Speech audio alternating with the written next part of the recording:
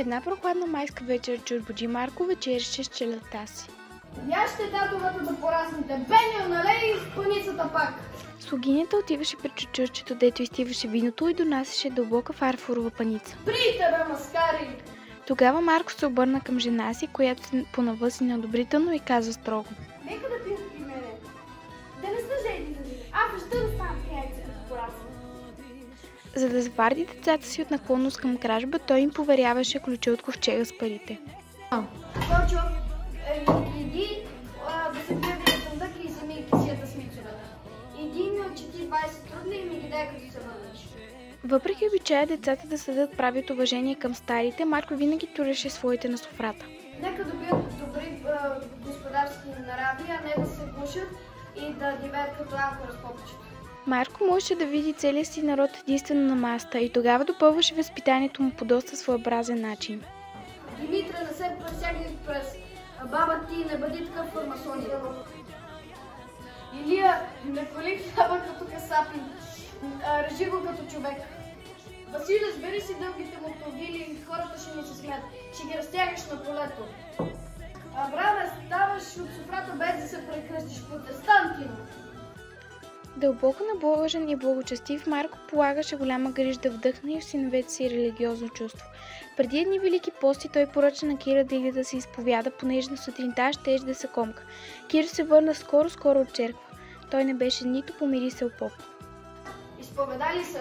Да, изповеда се. При кой поп? При поп Пеня. Марко усети този час лъжата, улови сина си за ухото и го предаде на изповедника поп Ставри с думите: „Отче духовниче, изповядай това магаре“. Сега най-малкото човече, което спеше в ръцете на баба Иваница, разбудена от шума, изплака. Спи, бабината, спи! Четурчите ще дойдат да те грабят. Маля, спри да ги плашиш децата с тези турци. Най-накрая страха ще им оживее.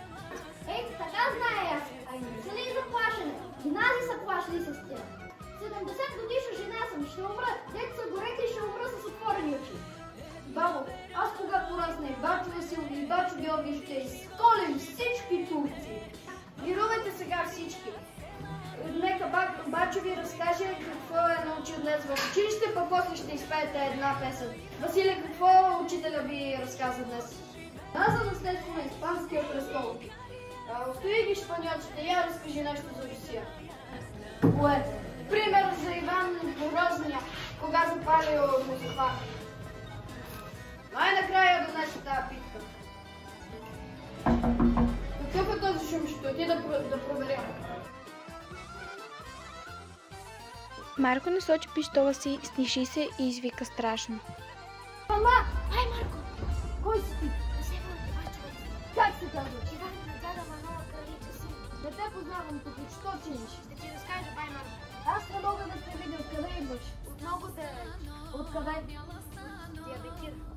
Тая дума огря паметта на Марка. Той си спомни, че дядо Манол има син в Диарбекир на заточение. Иван, ти ли си, бе? Аз те помня още като беше малко момченце. Ти ще нощуваш тук. Благодаря ви, бай Марко. А някой видя ли те на улицата, като идваше? Не мисля. Те така ли се влиза през покрива на Юрош? Гладен ли си поне? Не, благодаря ви, бай Марко. Не, трябва да хапнеш. Стой тук, докато се върна, аз ще отида да ява домашното. Това е, бай Марко. Страшно да ти. Дай да се върна. Само разбудихме на халата. Той завари жена си и майка си премалели от страх. Увери ги, че нищо не е намерил в двора и че вероятно някоя куча или котка е бутнал от туклите, а глупавата Пена надала врява. Пено, Мари, уплаши ни! Скоро заведи децата да пикаят на син камък. Кой хлопа? Освободи! Отвори! Омбашия трябва да го скрием на друго място. Иванчо! Заспава. Иванчо! Какво ще стане сега с това момче?